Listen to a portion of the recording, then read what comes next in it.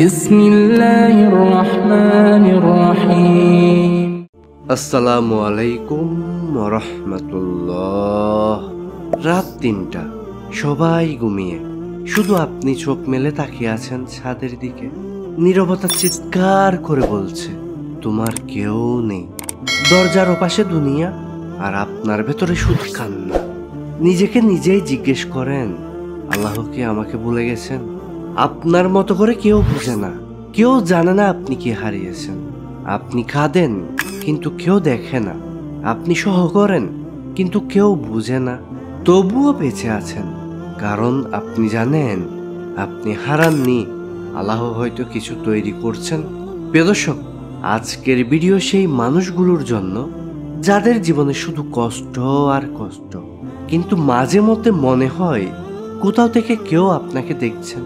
হ্যাঁ, এই ভিডিও শুধু আপনার জন্য, কারণ এখন আমি আপনাকে বলবো কষ্টের ভেতরে লুকিয়ে থাকে সেই 5টি আলামত, যা প্রমাণ করে আল্লাহ আপনাকে ভাঙছেন না, বরং গড়ে তুলছেন।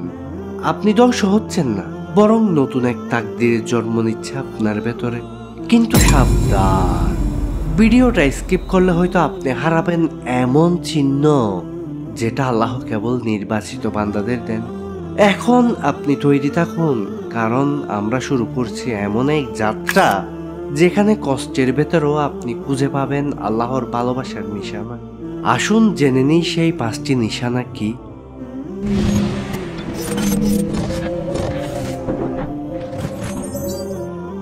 1 নাম্বার, আপনার কান্না যদি মানুষ দেখে, তবুও যদি আপনি আল্লাহর জন্য কাঁদেন, তবে জানবেন তিনি আপনাকে বিশেষভাবে ভালোবাসেন। প্রিয় দর্শক, কখনো কি এমন হয়েছে আপনি অন্ধকার ঘরে একা বসে কাঁদছেন, কারোর সাথে কিছু বলতে পারছেন না, চারপাশে মানুষ আছে কিন্তু কেউ আপনার কান্না শুনছে না?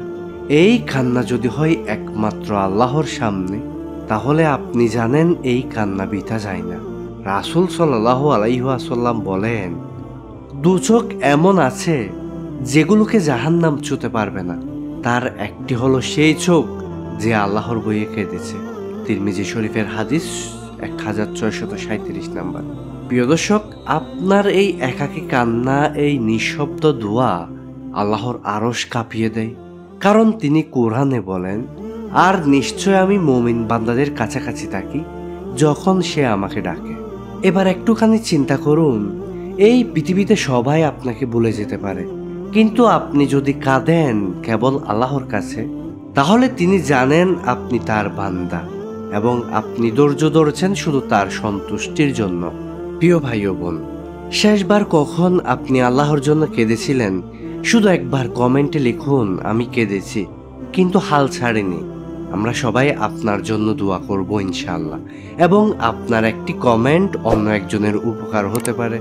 2 নাম্বার, যদি সবকিছু হারিয়েও আপনার ঈমান শক্ত থাকে, তাহলে জানেন আপনি তাদের একজন যাদেরকে আল্লাহ সবচেয়ে বেশি পছন্দ করেন।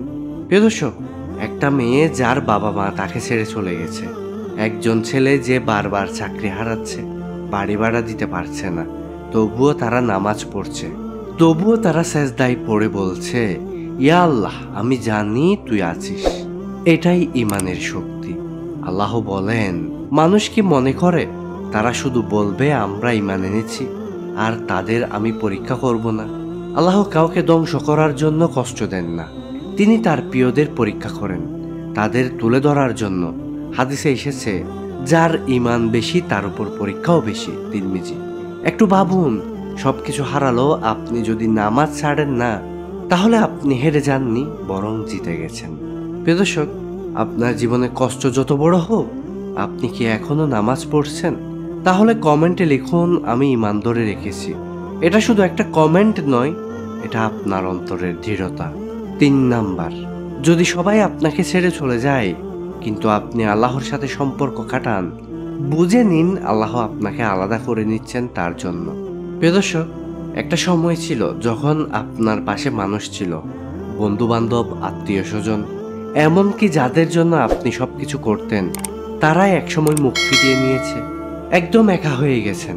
কিন্তু ঠিক সেই সময়ে আপনি নামাজে মন দিলেন, তাহাজ্জুদে কান্না করলেন, আর প্রথমবারের মতো বললেন, হে আল্লাহ, তুমি ছাড়া আমার আর কেউ নেই। এই একাকিত্ব আপনার শাস্তি নয়, এই একাকিত্বই আপনার আলাদা করে নেওয়া, আল্লাহর কাছের বান্দা বানানোর প্রক্রিয়া।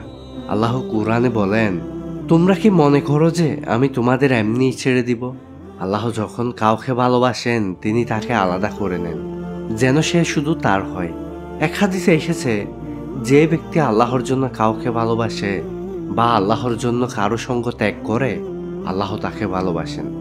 আবু দাউদ। প্রিয় ভাই ও বোন, আপনি কি কখনো এমন একা হয়েছেন যখন মনে হয়েছিল কেউ নেই? সেই সময়ে আপনি কি শুধু আল্লাহর সাথে কথা বলেছিলেন? কমেন্টে লিখুন, আমি একা ছিলাম কিন্তু আল্লাহ ছিলেন আমার পাশে। আমরা সবাই সেই মুহূর্তে আপনার পাশে আছি ইনশাআল্লাহ। এই একটি কমেন্ট আরেকজনের জন্য অনুপ্রেরণা হতে পারে। 4 নাম্বার, যদি আপনি হারিয়ে যান, দ্বিধায় থাকেন, কি করবেন বুঝতে পারেন না, অথচ আপনার মন আপনাকে বলে আল্লাহর দিকে ফিরে যা, তাহলে বুঝুন আপনি বিশেষ একজন। প্রিয় দর্শক, জীবনের একটা সময় আসে যখন কেউ জানে না সে কোথায় যাচ্ছে। না অর্থে শান্তি, না পরিবারে, না সমাজে, সব দিক থেকে অনিশ্চয়তা। ঠিক তখনই আপনার ভেতরে একটা কণ্ঠস্বর আসে যেটা বলে, তুই একটা সিজদা দে, সব ঠিক হয়ে যাবে। এই অনুভূতি, এই মনোদৈহিক আহ্বান, এটা ঈমানের আলো। এটা হঠাৎ করে আসে না, এটা আসে শুধুমাত্র সেই হৃদয়ে যেখানে আল্লাহ এখনো আশা দেখান।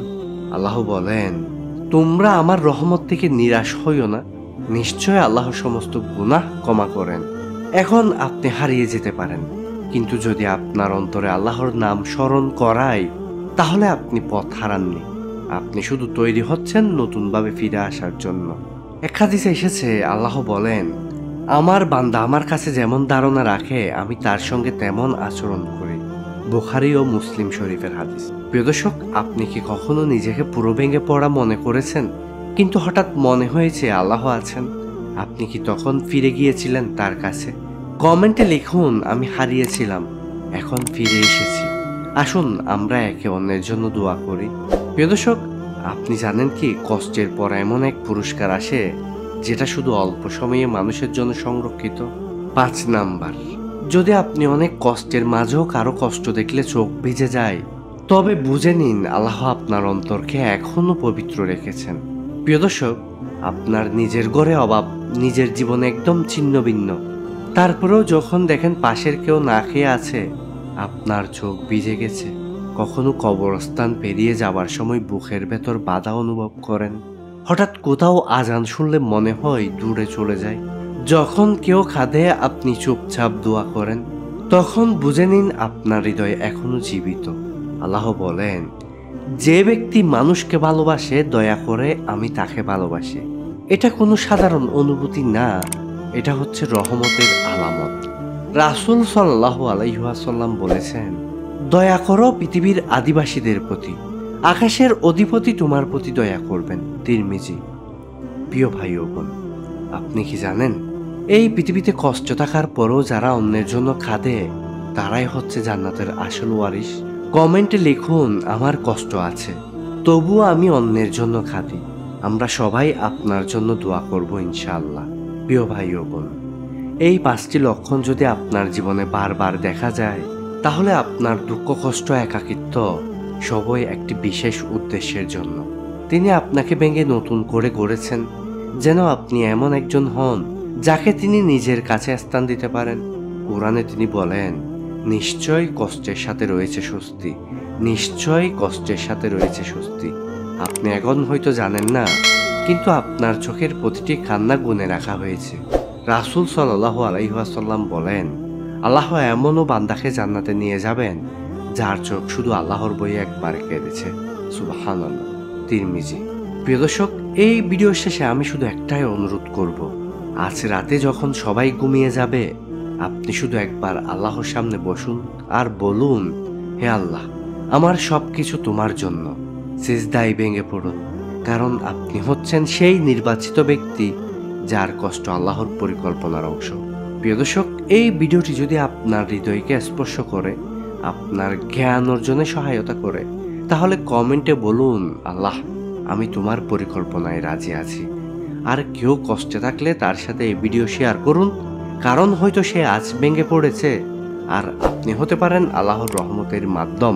ভিডিওটি ভালো লাগলে চ্যানেলটি সাবস্ক্রাইব করতে ভুলবেন না, যেন এমন হৃদয় ছুঁয়ে যাওয়া বার্তা আপনি নিয়মিত পান। আসসালামু আলাইকুম ওয়া রাহমাতুল্লাহ।